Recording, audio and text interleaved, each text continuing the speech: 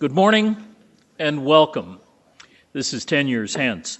Our guest this morning is the Global Government Affairs Leader for General Electric Power and Water and Process Technologies. Jon Freedman monitors and shapes domestic and international water policies and helps GE Power and Water develop technology collaborations with government entities. He also co-leads GE's National Gas Policy Working Group. Prior to assuming his current role in February of 2005, Mr. Freedman served as a director for GE's Corporate Marketing Initiatives Group. He also served as a general manager for contractual services for GE Water and Process Technologies.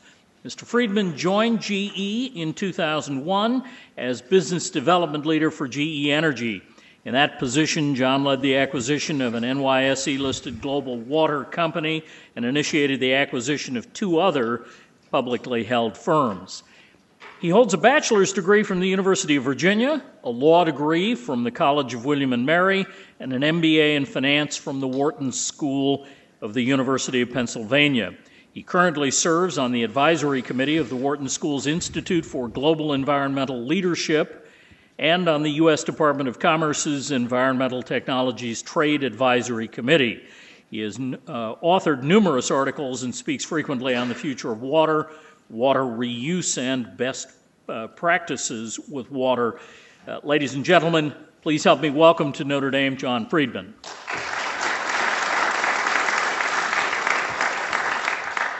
Well, thank you very much. It's a great honor to be here. I'm a business school grad myself, so I'll try to make my remarks relevant to you. I teach a class now at the University of Pennsylvania, which, as I was introduced, is where I went to business school, called The Future of Water. And I thought what I would do is take the next 30 minutes and kind of telescope that 16-week class into kind of the highlights.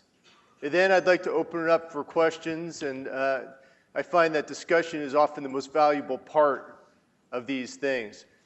I'm going to start by asking you a question. Any of you watch House of Cards? Do you like it? Yeah, it's a great show.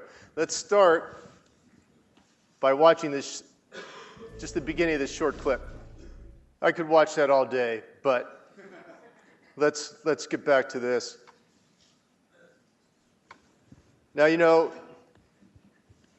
I am an international lobbyist based in Washington, D.C., working for GE. And proximity to power is everything in Washington. That's my wife, Pam, by the way, between Barack and Michelle.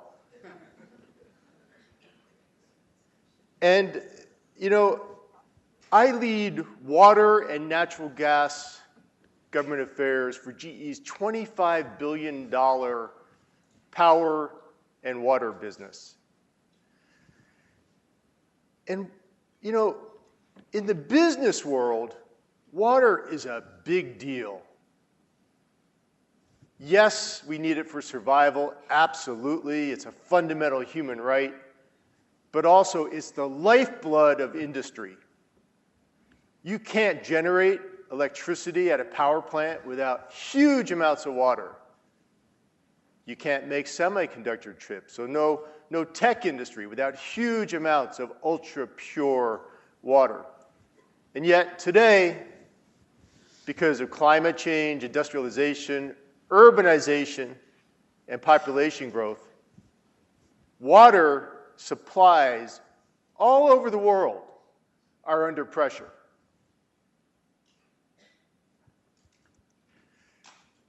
You guys all know McKinsey and Company. McKinsey has a new global water practice.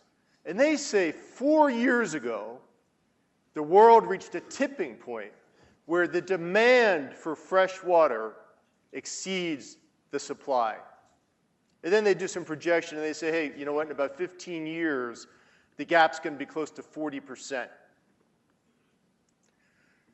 One of the leading think tanks in the world, also in Washington, the Center for Strategic and International Studies, says that 1.2 billion people in 43 countries don't have adequate water for drinking purposes. Imagine that.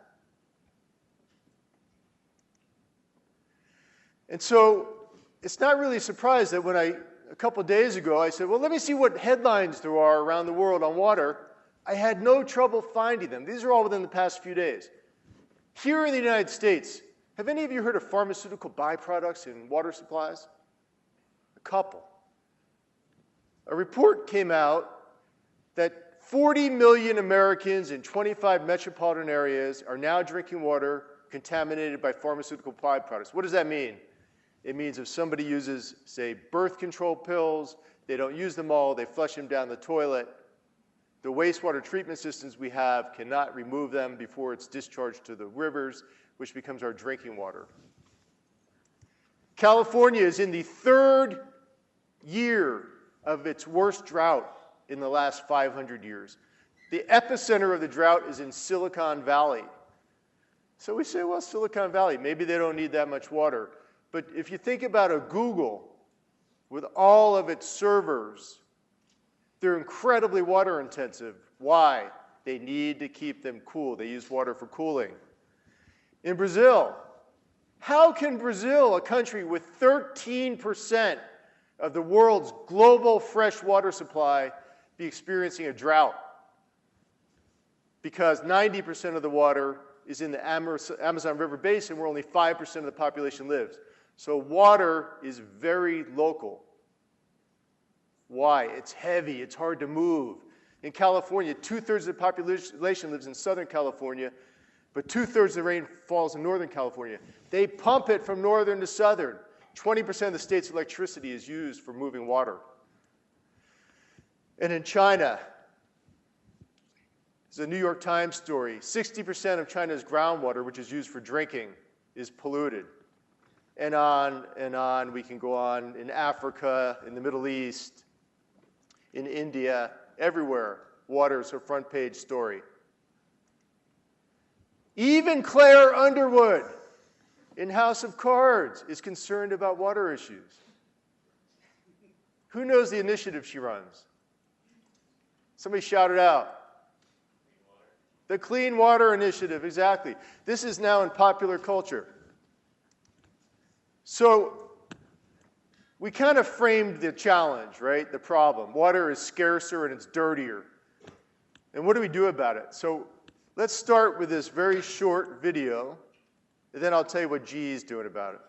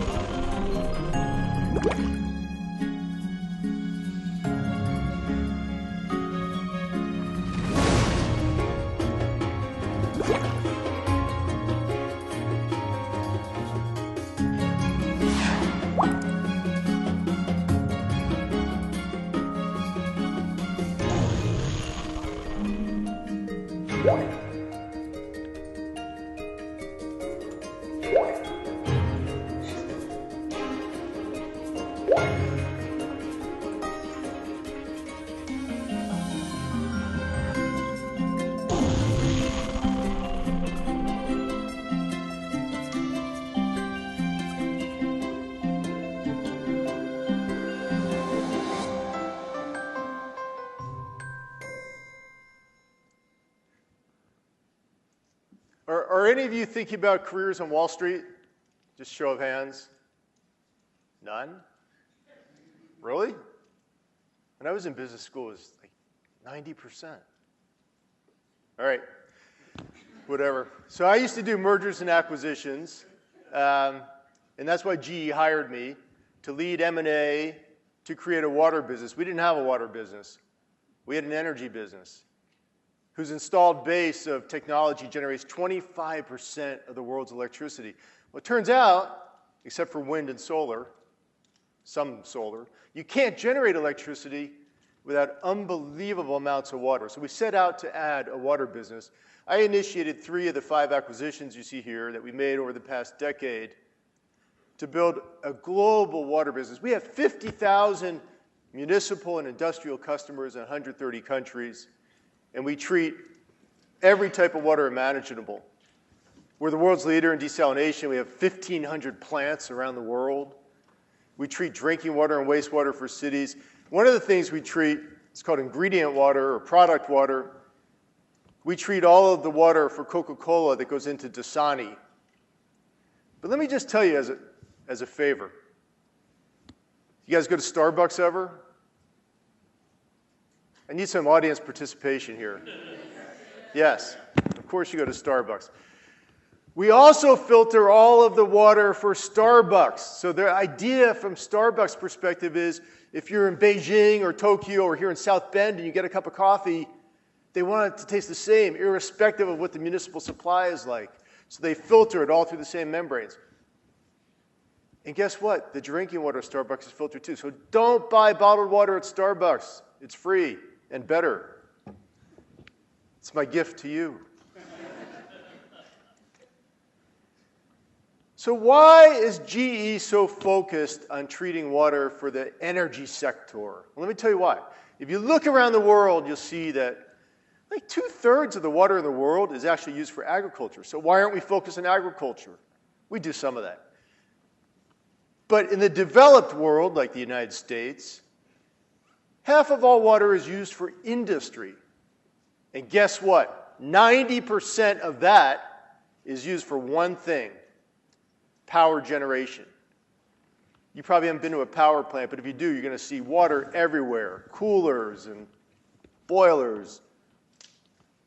Here's another way of looking at this. Here in the U.S., on average, for domestic use, we use about 100 gallons of water per person per day. The power sector to generate electricity uses nearly 6 times that. And so what we had in this thought, we said, well, it'd be interesting to plot all these power generation facilities we've built around the world, plus the ones others have built. And they're all these kind of, you can see all the dark dots there everywhere. And if you look, of course, the developed world, the US and Europe, incredibly dense concentration of power generation. And then we did an overlay of a water scarcity map on top of that. Red is extreme scarcity, orange, pretty bad, yellow, moderate, and so forth. And what we found is that half of the world's power generation capacity is in areas of medium to extremely high water stress. So what does that tell us as business leaders? It says that if you're going to need power for whatever business you're in, of course you will, there is a risk as we have increasing scarcity and climate change with changing weather patterns that we're going to run out of water. We're going to have blackouts. And by the way, we now are beginning to see power plants shut down, even in places like California. This is Jeff Immelt. Anybody recognize him? Good. He's the chairman and CEO of GE. He's also a great guy, and I hope he's watching this right now. I just gave him an update, I'm trying to think when, I don't know, a few months ago, on shale gas, because I'm the natural gas kind of government affairs guy for GE. And he said, look, this is the defining development of our lifetimes. It's changing everything for the business world. It's changing geopolitical things too, but from a business perspective, it's now a cheap input of energy for manufacturing.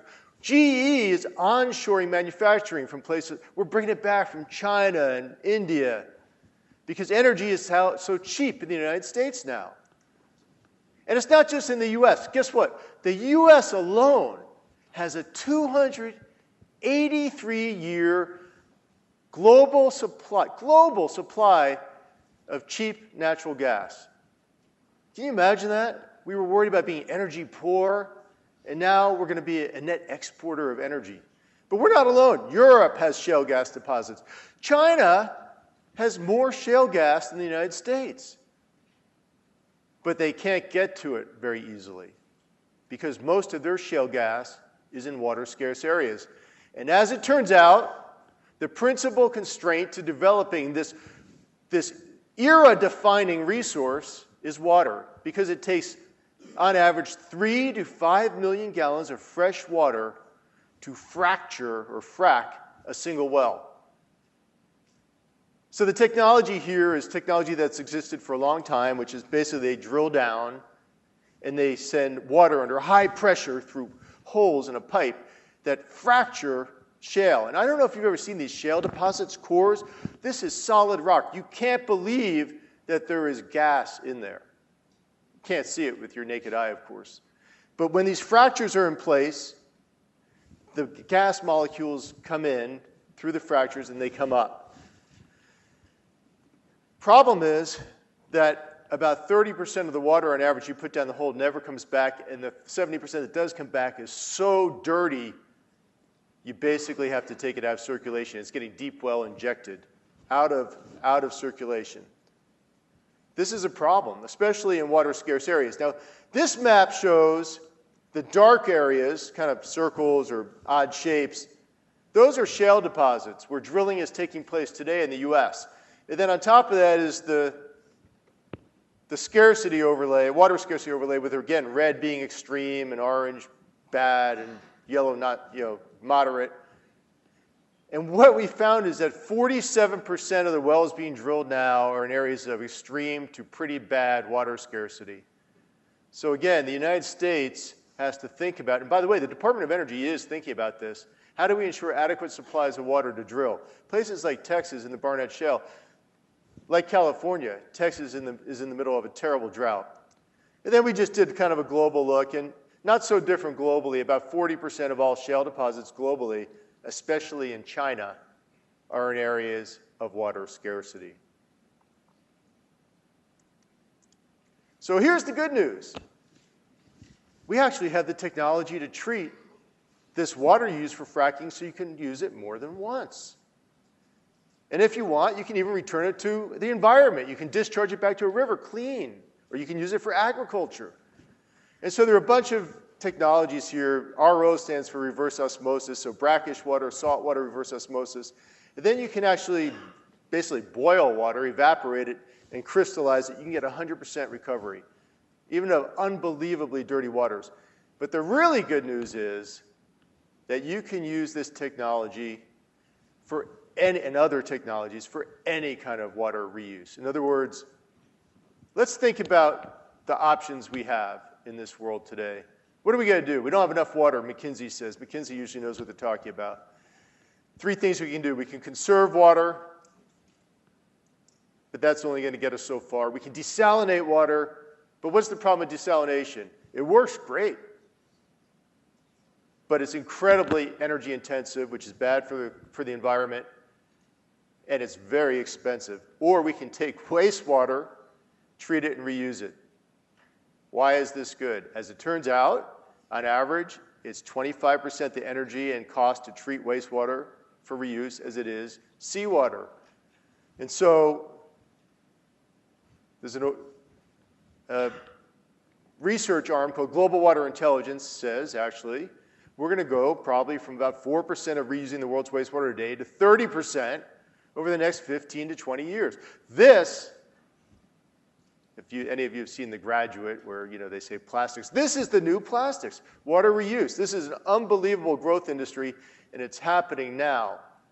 But here's the challenge the industry faces: water pricing. Almost everywhere in the world, it's cheaper to take water from the ground or from a river where it's often free, or even a potable municipal system where it's almost universally underpriced than it is to buy and implement water reuse technologies.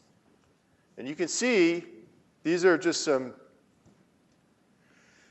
example water prices. The United States, we charge $3.09 for a combined tariff. That means for water and wastewater. For your drinking water, the water you get at your home, it's $1.30 per cubic meter. A cubic meter is 264 gallons. So that's a half a cent per gallon. I mean, water is cheap. It's too cheap. It's so cheap that the utilities who provide it to you can't afford to invest in new infrastructure. So here in the United States, one of the wealthiest countries in the world, we have 3 million water mains, pipes in the ground we don't see, and they're breaking at the rate of 3,000 a day. Have any of you ever been driving around and seen the road closed because water is flooding everywhere? That's a water main break. Some of these lines are more than 100 years old. Some are older than that. Some are made from wood from the Revolutionary days. So this is kind of a global problem. And then you go to a place like Saudi Arabia. Saudi Arabia is the largest country in the world without any rivers or lakes.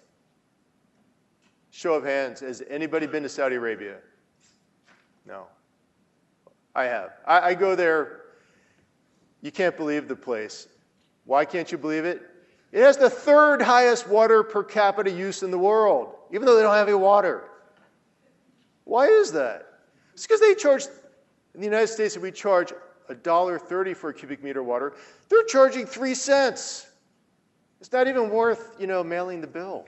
I mean, so water is free. And that's for social reasons or political reasons. It's to keep people happy, whatever. But the point is, water prices are a big problem globally. So if we are going to be able to reuse more water, you need governments to lead the way. We are seeing that. Israel, which is such an innovative country in so many ways, is actually the world's leader in water reuse. They're reusing 85% of their wastewater. Here's a case where necessity is truly the mother of all invention. They don't have any water. Saudi Arabia set a national goal, much to their credit, of moving from 11% reuse today to 65%. China, even China, which has always been pushing economic development ahead of the environment, is aggressively setting mandates for reusing water. They're making industry reuse water today. They're simply running out of water. So they can't keep the economy going if they don't do that.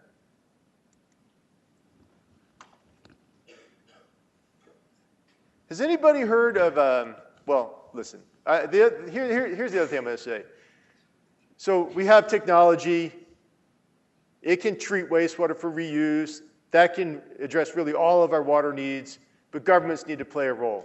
The other thing is, I think corporate sustainability can be a big driver here. And I'm seeing that all over the world with companies like Coke and Nestle and GE. Corporations are over to setting water sustainability goals. Has anybody heard of eco-imagination? Yeah. So here's something.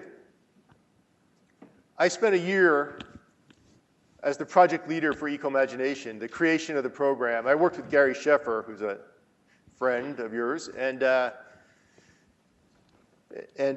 so let me just play this short 30-second video, then I'll tell you what we're doing from a water standpoint.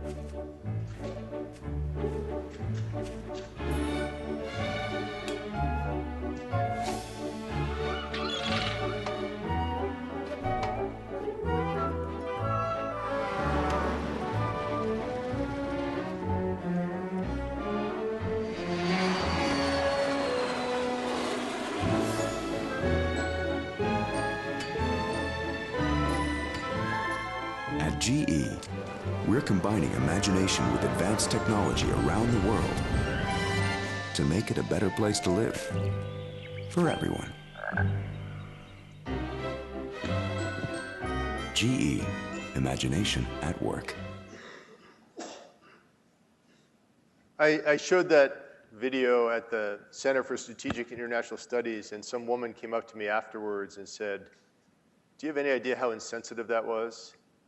And I said, "No, not, I mean," and she said, "That frog is an endangered species." And so, anyway, if any of you are zoologists, I apologize. I had nothing to do with this video. I did, however, as I said, lead the creation of this program. This is, and maybe I'll just tell you about the beginning of this. Jeff Immelt, I showed you his picture before. He said back in 2004, he said to Beth Comstock, who's GE's chief marketing officer, "I want to do some kind of global environmental initiative." And he said, I need somebody to kind of just like, marshal this process, which was me. And beyond that, I don't really know what it is. So 3 or 4 of us got together. GE's global communications or public affairs leader, a guy named Gary Sheffer, and some others.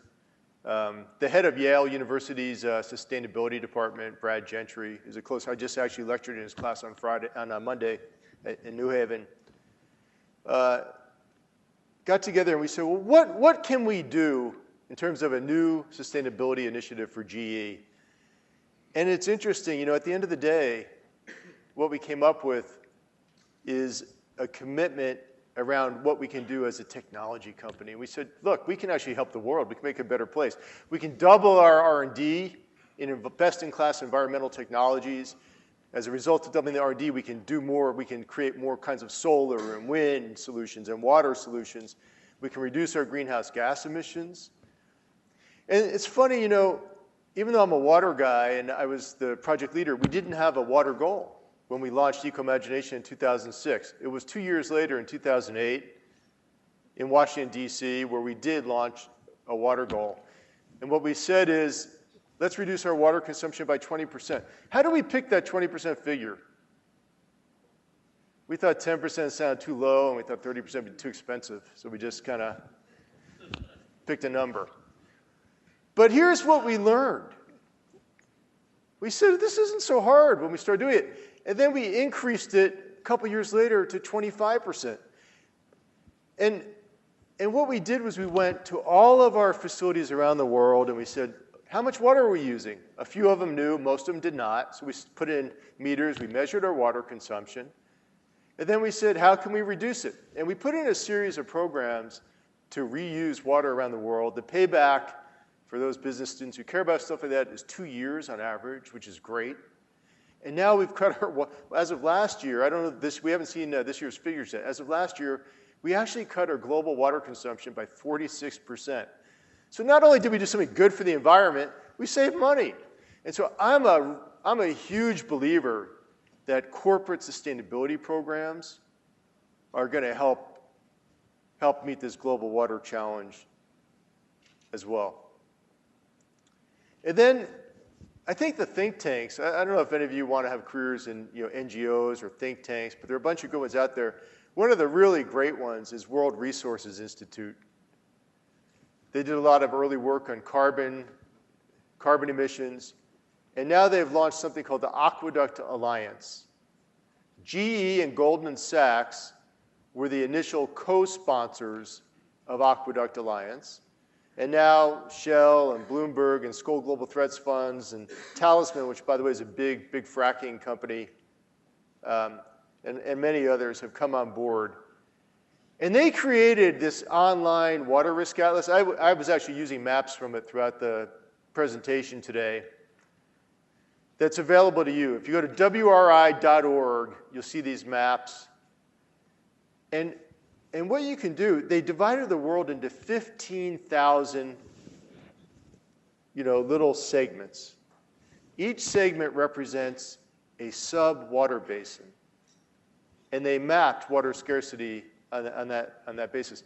NASA, they got data from NASA because NASA has these satellites, twin satellites that fly around the Earth, and they can measure the change in groundwater through changes in gravitational pull.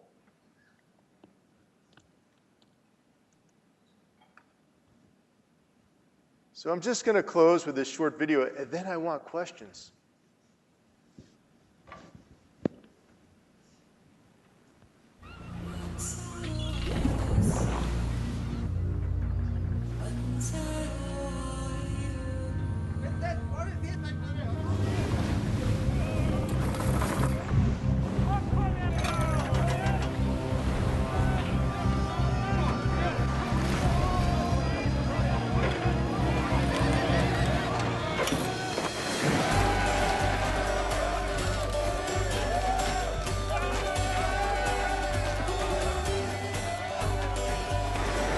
Harvesting over 3 billion gallons of fresh water from the sea each year.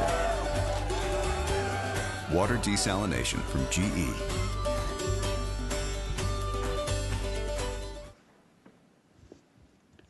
All right, I'm done. That was 16-week class in 30 minutes, which I guess raises the question of what am I doing the rest of the semester, but I don't know.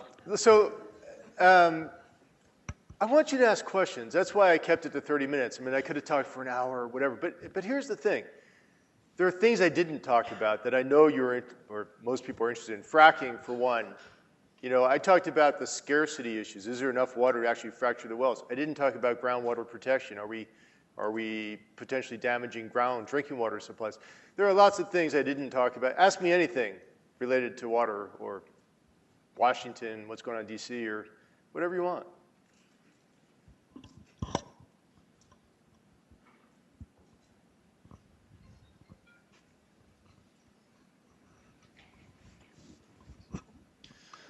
Hi, thank you for your talk. I think it was in 2006 that Jeff Immelt came to Notre Dame and he spoke on environmental sustainability, but his main push for renewable energy was that we as citizens should be pushing for a smart grid, because then that would allow technology and the market to play a role in solving the problem. Is there a similar bottleneck in water scarcity that we as citizens should be advocating for?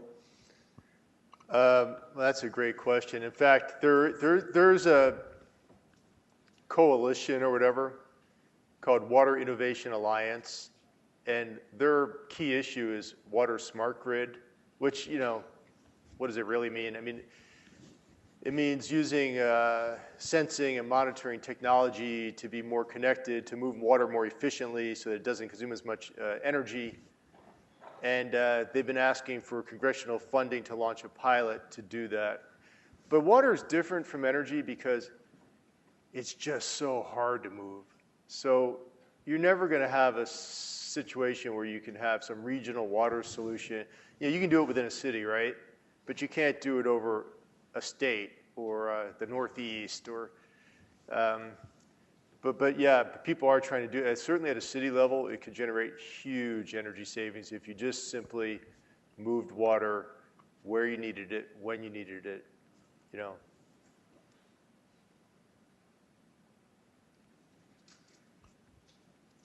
Yeah, I see people bring the mics. Okay. It's impressive.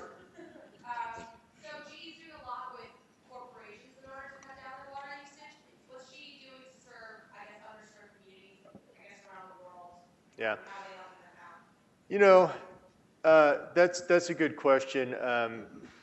We're doing a lot, is the answer, but I'm not sure anybody can do enough. You know, at the end of the day, I really think, you know, water is a fundamental human right. I mean, it's obvious that we all need it for survival. So we need to make sure that, I think governments have a principal role in making sure there's adequate water supplies.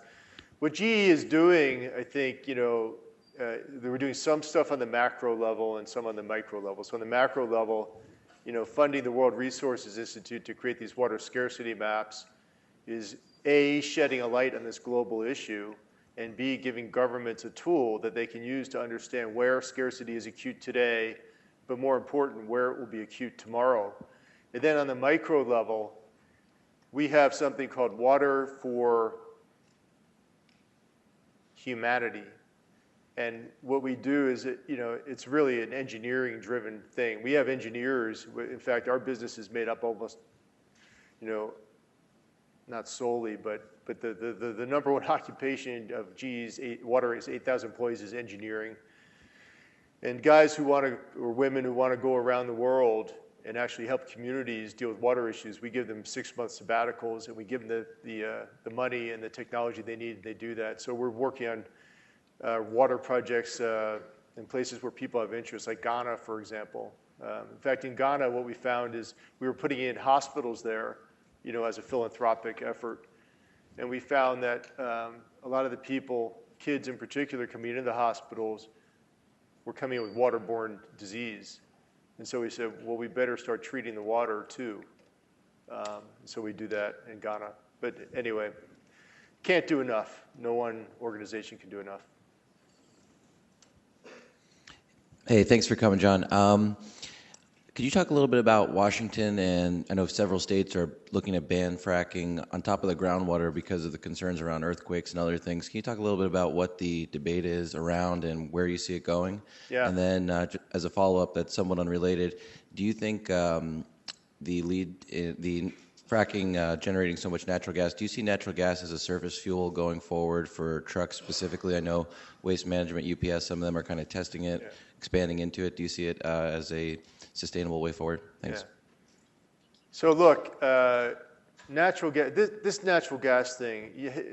I don't know if anybody's heard of John Deutsch. John Deutsch at one time was the director of the CIA. He's a chemistry professor now at MIT, which is what his background was before CIA. And the Department of Energy asked him to lead a task force looking at shale gas. And the question was, my God, we have this resource that we didn't know we could tap into until about 4 years ago. And it looks like it can wean us off Middle East energy. It looks like it can change manufacturing and bring jobs to the US. Can it be developed safely? And John Deutsch led this task force, and he issued a report, a 90-day report, which is online at DOE.gov, saying, yes, it can absolutely be developed safely in a safe, responsible manner. That doesn't mean everyone's doing that, but the technology exists to do it. So A, this resource can be developed. B, gas is not a pure substitute for oil, but it can replace oil in a lot of respects. And I think we're going to see, if I were smarter and knew how to do it, this is what I'd be doing. Right now, oil is about 10 times the cost of natural gas per unit of energy. So anyone who can figure out how to convert from oil to natural gas is going to do so. We're seeing FedExes of the world, people have fleets where the trucks will come back to one central place at the end of the day so they can put in natural gas filling stations. We're seeing them convert to natural gas. Problem for you and me is if we buy a natural gas vehicle and we go on a road trip, can't find a gas station. So the infrastructure doesn't exist yet, but it will. We're going to see locomotives. By the way, GE is developing, we have an application with the Department of Transportation for a permit for a locomotive that runs on natural gas. You're going to see jets think about converting to natural gas. It's going to happen. On and on and on. And it's a good thing because natural gas has a lower carbon emissions profile than oil. Unless the methane, the natural gas, escapes to the environment without first being burned or turned into energy. In that case, it's 30 times worse than CO2 over a 100-year profile for our atmosphere. And so it used to be that water was the principal concern of governments all over the world to developing shale gas. Now I think it's methane emissions. Making sure that if you're drilling a well, you capture all these methane emissions. If you're transporting it in a pipeline, there are no leaks, that kind of thing. Did that answer your question? Yeah.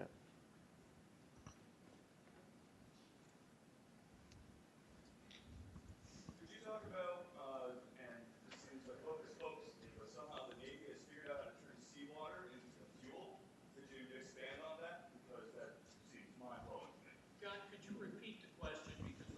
Oh, sure. The fellow in the Syracuse sweatshirt has asked if I can just talk about how the Navy is turning seawater into fuel. And, I'm not aware of that. I don't. Well, one thing that's happening is that we're talking about taking ocean currents and not we, but that's something that you can read about, ocean currents and turning it into electricity. Maybe that's what you're talking about. The other thing the Navy is looking at is putting desalination on ships. And they do some of that, of course, on submarines and things like that. But I'm just not aware. There's a program I'm not aware of. But I do talk to the Navy, about various programs, but not that one.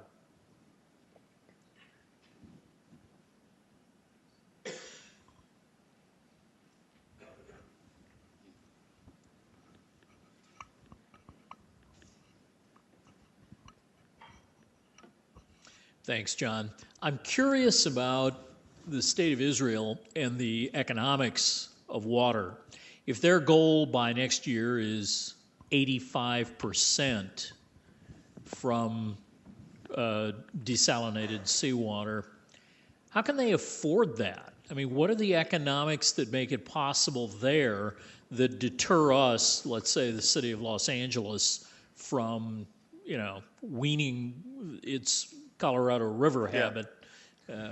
Well, so I'll answer that, but also somebody remind me, maybe Syracuse, remind me before we leave, if you want to say like 30 seconds about careers in the water industry. Some of the investment banks are getting into water big now, and that's something I think for you might be useful if I touch on it. But what Israel's done is developed maybe the best water pricing regime in the world.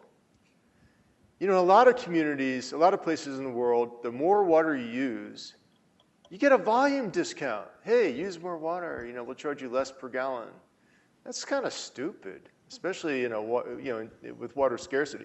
Israel does the other. You use more water, you're going to pay more for unit of water. So it makes the big water users really think carefully about using water efficiently, and then it also gives them an economic incentive to put in reuse technologies. And the other thing Israel is they're providing federal government funding for communities. There are two things, right? There's industry in reusing wastewater, its own wastewater, and there are cities and getting cities to implement reuse technology so they treat their wastewater and use it for agriculture or industry. And the other thing we're seeing around the world now is potable reuse, which you just treat wastewater and you put it into a pipe and it goes to your house. I think we're going to start seeing that more and more. Bangladesh, I had a call yesterday at 7 a.m. with our India GM. The city of Bangladesh wants to put in a large potable reuse project, and they're having some issues in terms of public relations, so they asked if we could help them kind of think through the messaging to the community, which we're doing. But we're going to see more and more of that, too. You want to talk about careers for a minute? I mean, if any of you are interested. So there are all kinds of careers in water. There are do-gooder careers, sustainability, like all these think tanks that exist, World Resources Institute,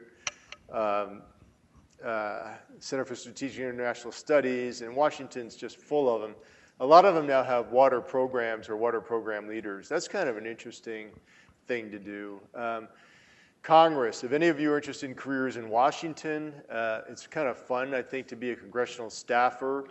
There are a number of committees in Congress that have jurisdiction over water issues, and they have water experts. So people come out of school and they focus on water issues. Wall Street is getting very involved in water.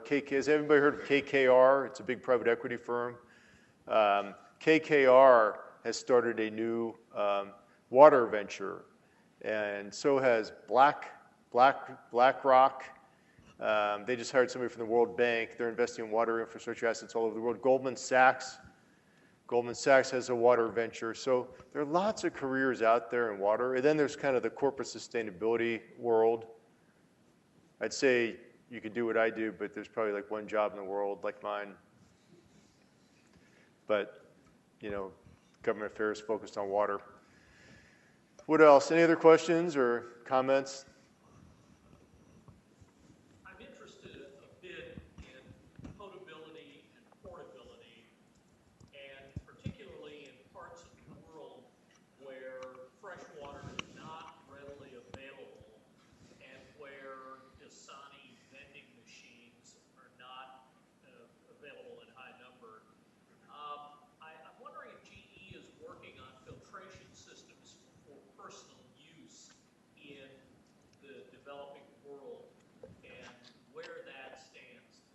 Yeah.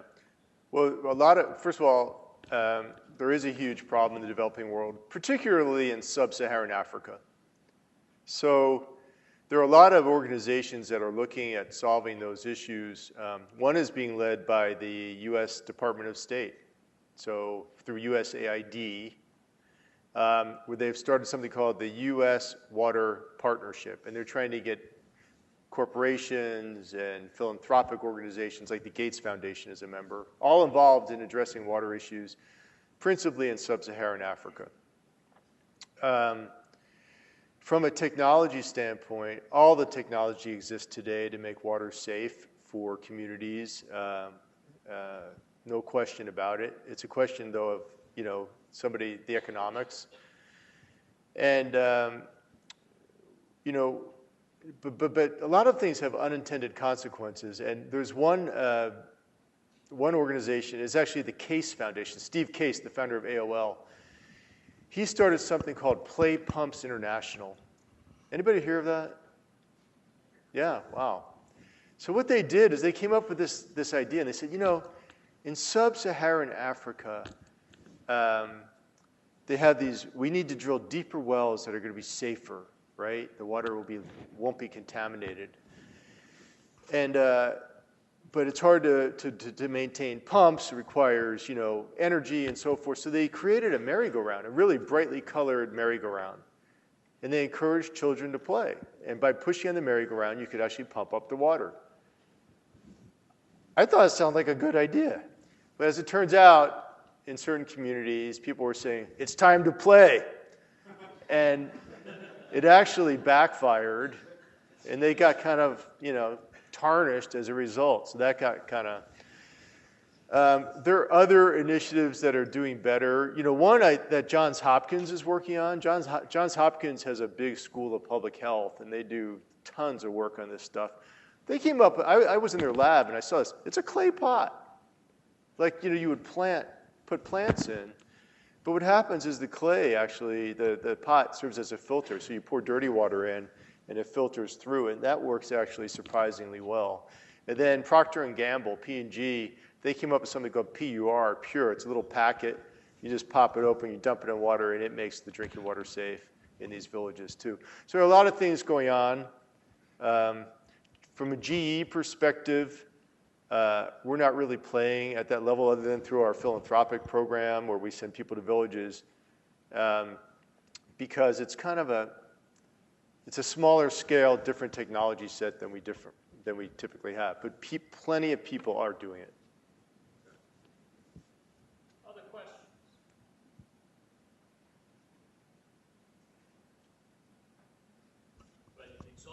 No, we have a question. Yeah. This may be a bit internally focused. I'm with GE Canada, but how does the water team ensure that it doesn't miss out on opportunities that other GE businesses are uncovering? So, say if GE Mining is going in selling one of their products, and there's an opportunity to do some water filtration on the mine site, how does GE ensure that its teams are talking to each other and they're not missing out on opportunities like that? Did you say you worked for GE Water in Canada? Really? Or is it GGO? Oh, GGO. You work there now? Mm-hmm. Oh, wow. Hey. Thanks for coming. That's kind of the eternal challenge, right? How do we, GE is a conglomerate. Really in an era where there aren't that many conglomerates left. But the theory of the case is there are synergies. And one of the synergies is a corporate culture, right, that starts with Jeff Immelt, our chairman and CEO. So if he says, hey, shale gas is the productivity driver of this era, and we're going to align our entire business around it, well, suddenly you get 300,000 people kind of working on shale gas issues. But how do you get synergies between a water treatment business and a business that maybe does mining work or is building a power plant somewhere or whatever? And it's hard, right? So, but we do have something called GGO, Global Growth and Operations, and around the world, they're on a country-by-country basis. They are supposed to identify opportunities that are cross-business. So that's certainly, I think, been very effective. But otherwise, it's a tough challenge. What do you think? I agree. I mean, GGO is trying to do it, but I think we have to be better in organizing ourselves to be quick to market with that cross-business play. And I think that's a challenge we're facing with GGO, is how do we mobilize the sales teams to actively seek out these opportunities and be able to deploy the right people so that we win those deals. And I think that's something we're still struggling with. So the GE plant asked a question. Anybody else? Thank you. John, thank you very kindly. Of course. For sharing. I think there's something in here with a Notre Dame monogram on it. Thank you very much. Thank you so much.